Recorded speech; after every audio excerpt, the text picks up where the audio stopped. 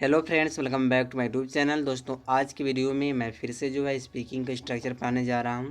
चलिए हम लोग वीडियो की स्टार्ट करते हैं। और पहला स्ट्रक्चर यहाँ पे जानते हैं। यहाँ दिया है बियॉन्ड माई अंडरस्टैंडिंग। इसका मतलब क्या होता है? इसका मतलब होता है कि मेरी समझ से बाहर है। आप स्पीकिंग में बहुत सारे ऐसे सेंटेंस बोल देते हो कि ये चीज़ मेरी समझ से बाहर है, यह काम मेरी समझ से बाहर है। तो अगर इस तरह से आपको अंग्रेजी बोलना मेरी समझ से बाहर है, आप जो स्ट्रक्चर लगाओगे बियॉन्ड माई अंडरस्टैंडिंग का, ठीक है। चलिए पहले इसका स्ट्रक्चर समझ लीजिए।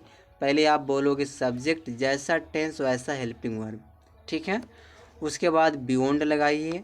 अगर मेरे समझ से बाहर तो माई करिए, तुम्हारे समझ से बाहर तो योर करिए, उसके समझ से बाहर कोई लड़का है, उसके समझ से बाहर है तो हिज करिए, कोई लड़की है तो उसके समझ से बाहर तो आप हर करिए।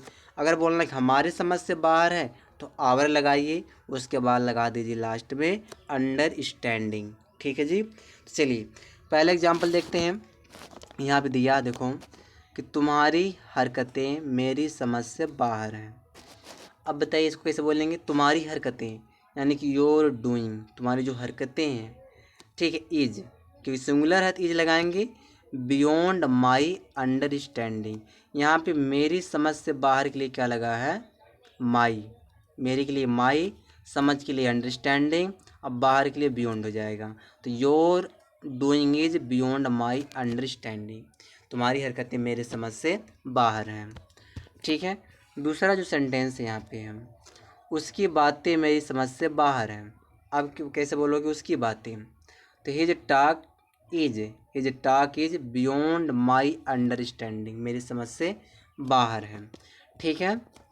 जैसे सब कुछ मेरी समझ से बाहर था, सब कुछ मेरी समझ से बाहर था।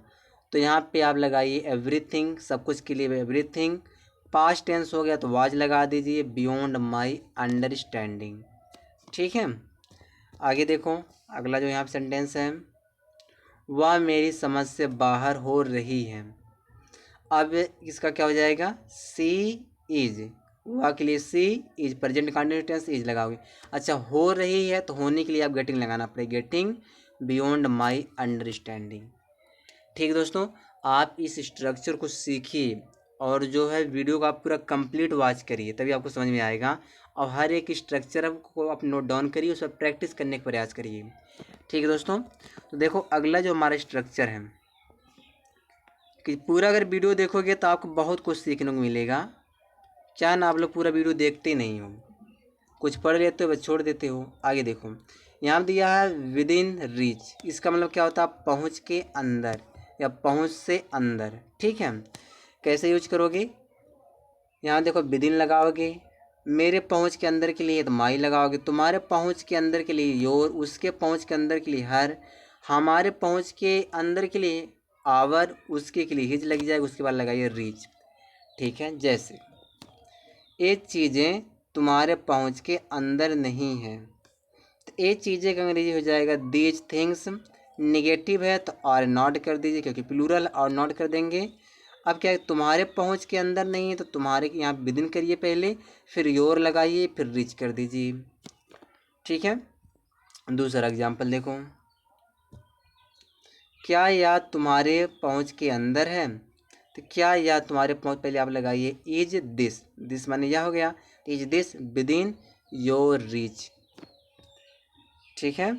चलिए तीसरा एग्जाम्पल समझो, प्रधानमंत्री से बात करना उसके पहुँच के अंदर है। अब बताइए, तो प्रधानमंत्री से बात करना तो ये आपका जिरंड पर लिखे talking to the prime minister. आप इज लगाओगे, इज जिरंड में इज लगता है, क्योंकि सिंगुलर होता तो इज लगाते प्रेजेंट टेंस के लिए। उसके बाद लगाइए आप विद इन हिज रीच।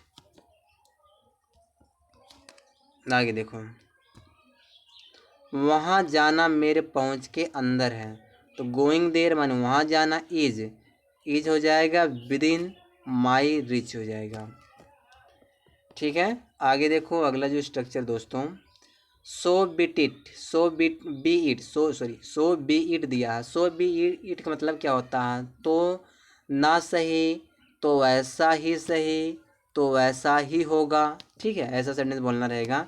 तो सबसे पहले आप लगाइए एक सेंटेंस, उसके बाद लगाइए सो बी इट। ठीक है, सेंटेंस देखो आप यहाँ देखो दिया है पहला सेंटेंस, अगर मैं तुमसे बात नहीं करना चाहता हूँ तो ऐसा ही सही। तो क्या बोलोगे?